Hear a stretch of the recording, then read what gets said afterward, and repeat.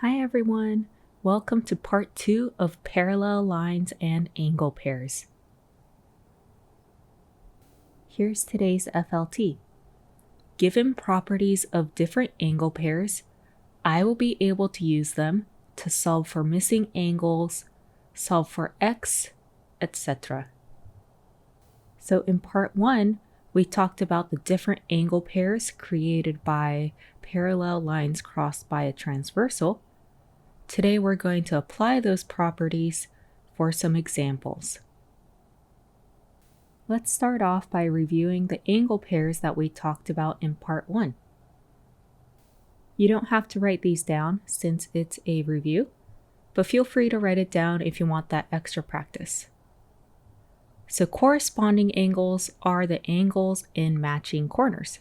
So for example, angle 2 and angle 6 are corresponding angles. And since the lines are parallel, we know that corresponding angles are congruent. We have alternate interior angles, which are angles on the inside of the two lines, but on opposite sides of the transversal. So the two pairs are angle 3 and angle 5, as well as angle 4 and angle 6. Alternate interior angles are also congruent to each other. We also talked about alternate exterior angles. So these are angles on the outside of the two lines, but on opposite sides of the transversal.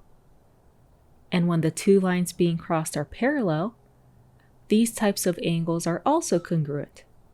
So for example, angle 1 is congruent to angle 7, and angle 2 is congruent to angle 8. Lastly, we talked about same-side interior angles. These are the pair of angles on one side of the transversal, but inside the two lines. And when the two lines being crossed are parallel, same-side interior angles are supplementary. So their angle measures add up to 180. So for example, the measure of angle 4 plus the measure of angle 5 equals 180 degrees. Now that we've reviewed the angle pairs and also talked a little bit about their properties, let's move on to some examples applying these properties. Here is our first example. Given that M is parallel to N, find the value of X. We're given that the two lines M and N are parallel to each other, and notice how they're crossed by the transversal line T. We're going to find the missing value of X. Let's talk about notation. This shows that the two lines are parallel. So again, lines M and N are parallel to each other. For this example, we're going to find the value of X. So what's this angle measure? Notice how we're given one other angle measure, the 62 degrees. So let's think about the angle relationship between these two angles. What's the name of the angle pair that describes these two angles? Notice how they're on the inside of the parallel lines and on opposite sides of the transversal. These are alternate interior angles. And what do we know about alternate interior angles when we're looking at parallel lines? We know that these two angles are going to be congruent to each other. So they're going to be sharing the same angle measure. That is, X equals 62 degrees, and I like writing the reason why. So X equals 62 degrees because alternate interior angles are congruent. And I kind of sped this part up, but remember you can pause the video at any time. So we found the value of X to be 62 degrees by using the property that alternate interior angles are congruent to each other. Here's another example.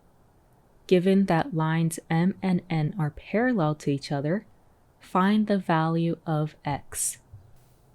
So I want to find the value of x, so that's this angle measure right here. And we're also given another angle measure. This angle right here is 102 degrees. What is the angle relationship here? What are these types of angles called? Notice that they're on the same side of the transversal line and inside the two parallel lines. So these are same side interior angles. What do we know about same side interior angles?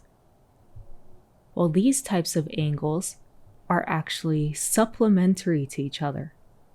So their angle measures are going to add up to 180 degrees. So I know that x degrees plus 102 degrees equals 180 degrees. And to find the value of x, I simply subtract 102 from both sides. This cancels out. 180 minus 102 is 78. So x equals 78 degrees. So I know that x is 78 degrees because same side interior angles are supplementary to each other. So remember that same side interior angles are supplementary and not congruent to each other. So for these types of examples, the first step is to label the angle relationship. In this case, we had same side interior angles.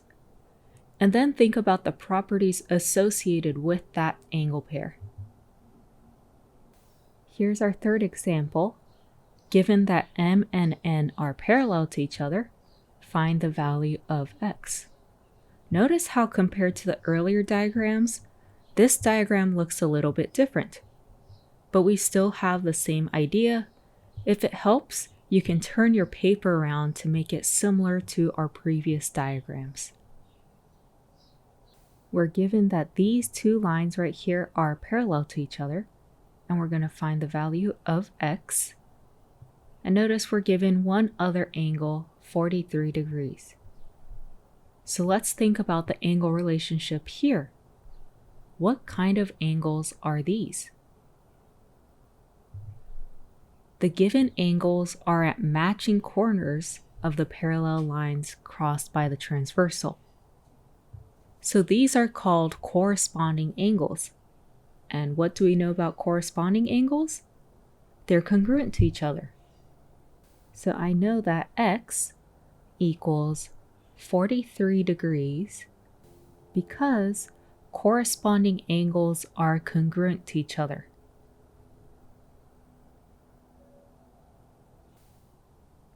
So this example was similar to the previous two examples.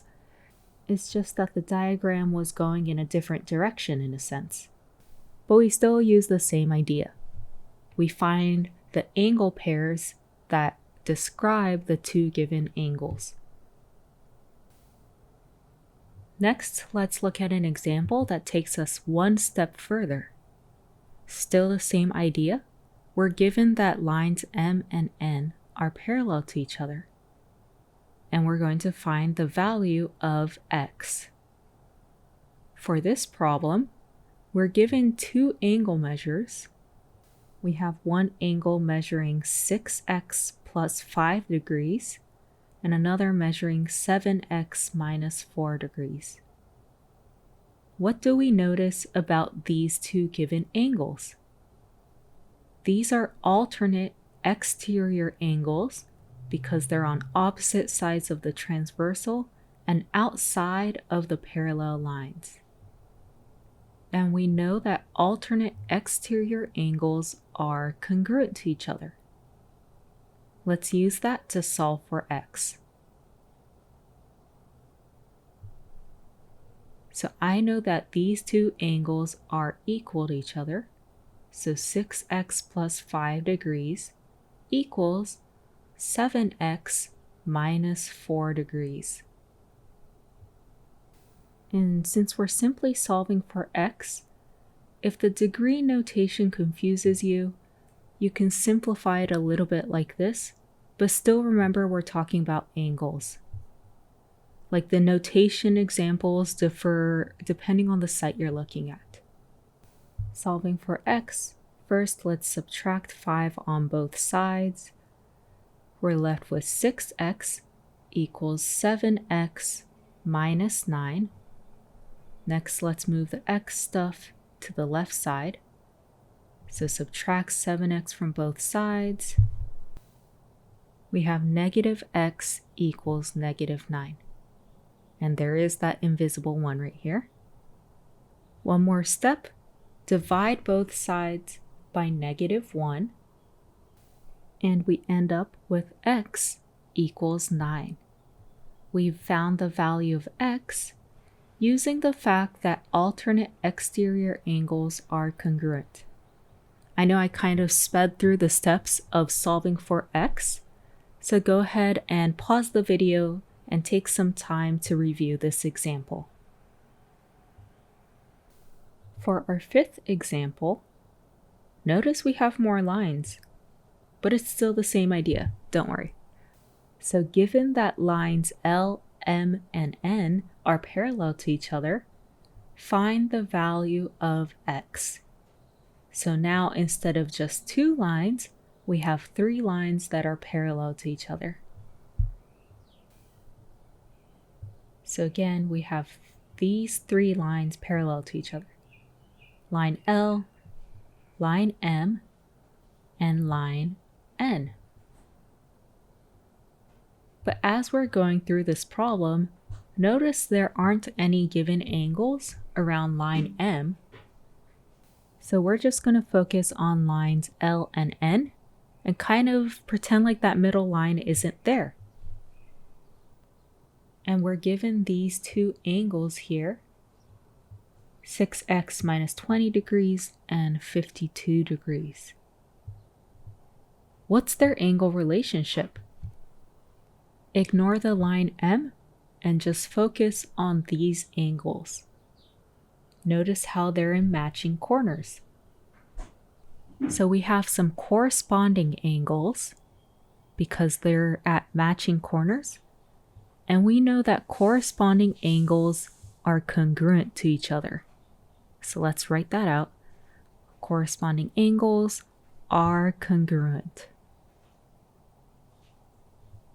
And let's use this to solve for x. So I set 6x minus 20 degrees equal to 52 degrees. To solve for x, first I add 20 degrees to both sides. I'm left with 6x degrees equal to 72 degrees. I divide both sides by 6,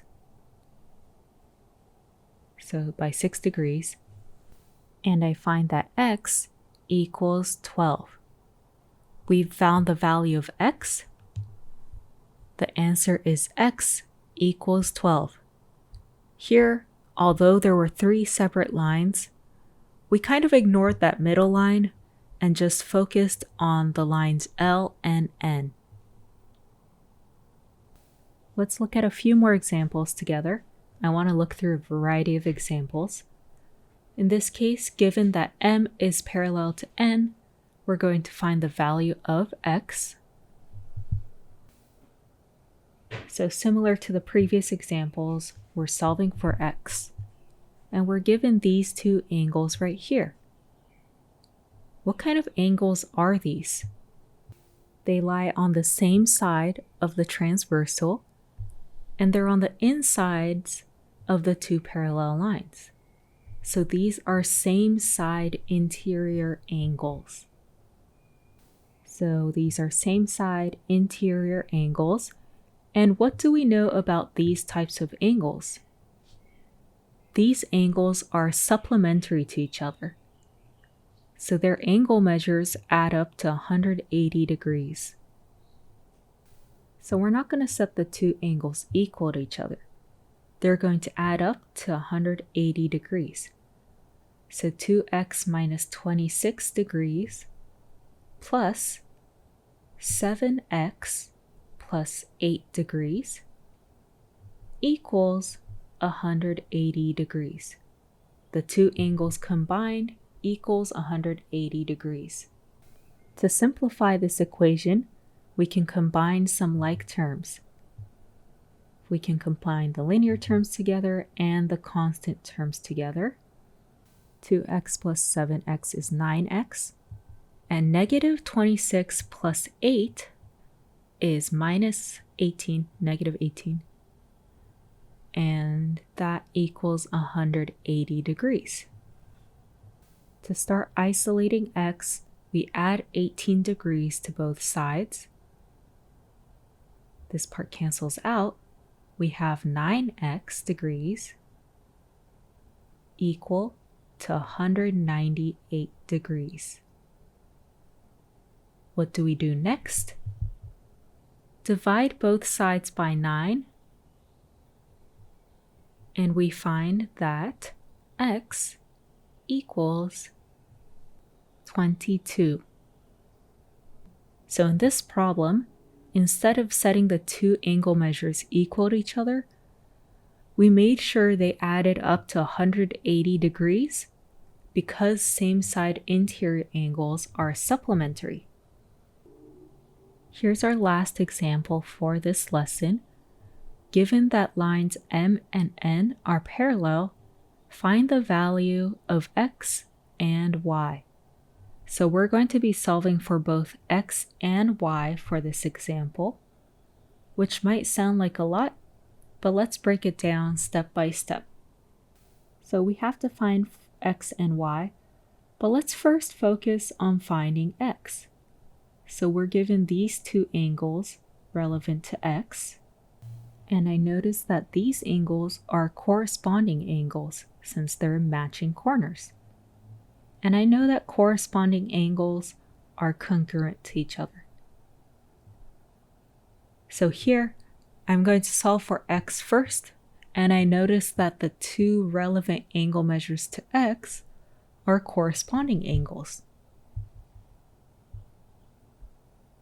Since corresponding angles are congruent, I can set these two angle measures equal to each other. 8x minus 11 degrees equals 9x minus 19 degrees. To solve for x, I'm going to first add 11 to both sides, so 11 degrees cancels out. I have 8x degrees equals 9x minus 8 degrees. And I'm going to subtract 9x from both sides. So I have that negative 1x, so negative 1x degrees equals, this cancels out, negative 8 degrees. I divide by negative 1 on both sides, and I get that x equals 8. So I've solved for x. I found out that x equals 8. We're going to use this to help us solve for y.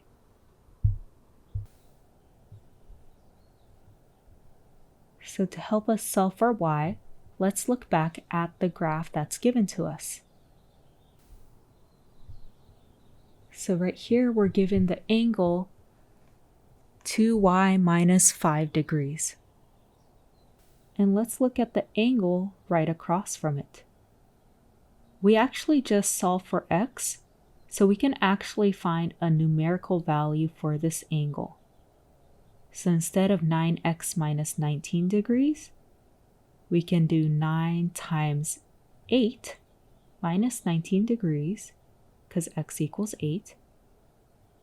We start calculating it, and I find that this angle measure numerically is 53 degrees. So this angle measures 53 degrees. And let's think about the angle relationship here. So these two angles that we're focusing on are vertical angles because they're across from each other. And we know that vertical angles are congruent. We're going to use this property to solve for y. So I can set these two angles equal to each other. 2y minus 5 degrees equals 53 degrees. Add 5 to both sides, so add 5 degrees. And we are left with 2y degrees equals 58 degrees. I divide both sides by 2, and I find y. Y equals 29. So I've solved for y. We have y equals 29. So we solve for both x and y. X equals 8 and y equals 29. This was a bit lengthier of an example, and here we used different angle properties. So not just one angle pair, but we looked at different types of different angle pairs. Just as a review, when we're looking at two parallel lines crossed by a transversal, the following angle pairs are congruent to each other: corresponding angles, alternate interior angles, and alternate exterior angles. And we also know that same-side interior angles are supplementary. Today we use these different kinds of angle properties to solve for missing angle measures and solve for variables. Great job today, and please remember to submit your notes on Canvas.